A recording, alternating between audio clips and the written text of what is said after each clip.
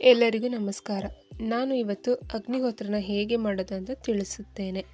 ಸಾಂಕ್ರಾಮಿಕ ರೋಗ ತಡೆಗಟ್ಟಲು, ಶುದ್ಧ ವಾತಾವರಣಕ್ಕಾಗಿ ಮತ್ತು ಪಾಸಿಟಿವ್ ಎನರ್ಜಿಗಾಗಿ ಈ ಅಗ್ನಿಹೋತ್ರ ಮಾಡುವುದರಿಂದ ಒಳ್ಳೆಯ ಪರಿಣಾಮ ಬೀರುತ್ತದೆ. ಈ ಅಗ್ನಿಹೋತ್ರಕ್ಕೆ ಏನೇನು ಸಾಮಗ್ರಿ ಬೇಕಂತ ನೋಡೋಣ ಬನ್ನಿ.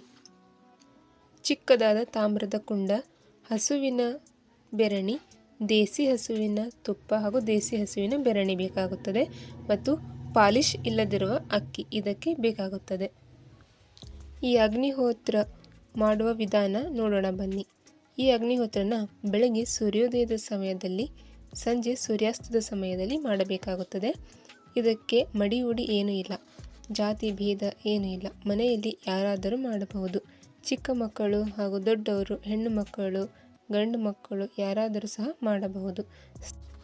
ಸ್ನಾನ ಮಾಡಿಯೇ ಮಾಡಬೇಕಂತ ಏನೂ ಇಲ್ಲ, ಜಸ್ಟ್ ಕೈಕಾಲು ಮುಖ ತೊಳೆದುಕೊಂಡು ಮಾಡಿದರೂ ಸರಿ. ಸ್ವಚ್ಛವಾದ ಮನಸ್ಸು ಮಾತ್ರ ಇದಕ್ಕೆ ಬೇಕಾಗಿರುವುದು.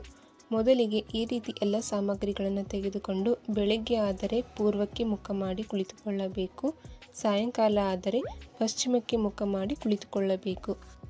ಈ ರೀತಿ ಕುಳಿತುಕೊಂಡು ಬೆರಣಿಯ 3 ತುಂಡುಗಳನ್ನು ತೆಗೆದುಕೊಂಡು ಅಗ್ನಿಗುಂಡದಲ್ಲಿ ಹಾಕಿ ಈ ರೀತಿ 1 ಸ್ಪೂನ್ ತುಪ್ಪವನ್ನು ಹಾಕಿ ತುಪ್ಪದ ಬತ್ತಿಯಿಂದ ಅಗ್ನಿ ಸ್ಪರ್ಶ ಮಾಡಬೇಕು. ಅದಕ್ಕೆ 2 ಚಿಟಿಕೆ ಅಕ್ಕಿಯನ್ನು ಹಾಕಿ ಅಗ್ನಿಹೋತ್ರನ ಮಾಡಬೇಕು. 1 ಚಿಟಿಕೆ ಅಕ್ಕಿ ಹಾಕುವಾಗ ಈ ರೀತಿ ಮಂತ್ರ ಹೇಳಬೇಕು. ಓಂ ಸೂರ್ಯಾಯ ಸ್ವಾಹ, ಓಂ ಸೂರ್ಯಾಯ ಇದಂ ನಮಃ, ಓಂ ಸೂರ್ಯಾಯ ಸ್ವಾಹ, ಓಂ ಸೂರ್ಯಾಯ ಇದಂ ನಮಃ.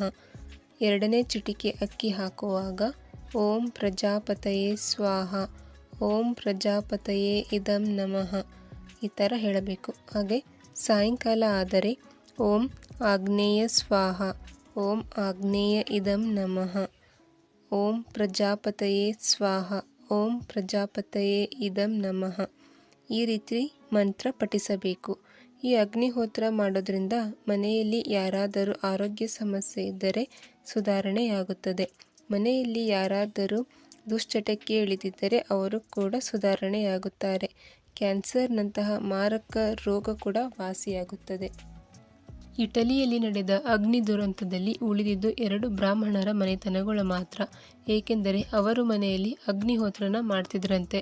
ಈ ಅಗ್ನಿಹೋತ್ರ ಮಾಡಿದ ಸ್ಥಳದಿಂದ 100 ಮೀಟರ್ ದೂರದಲ್ಲಿಯವರೆಗೆ ಇದರ ಶಕ್ತಿ ಇರುತ್ತದೆ. ಈ ಅಗ್ನಿಹೋತ್ರನ ಮಾಡಲು ಬರೀ 5 ನಿಮಿಷ ಕುಳಿತುಕೊಂಡು ಹೋದರೆ ಸಾಕು. ಎಲ್ಲರೂ ಮಾಡಿ.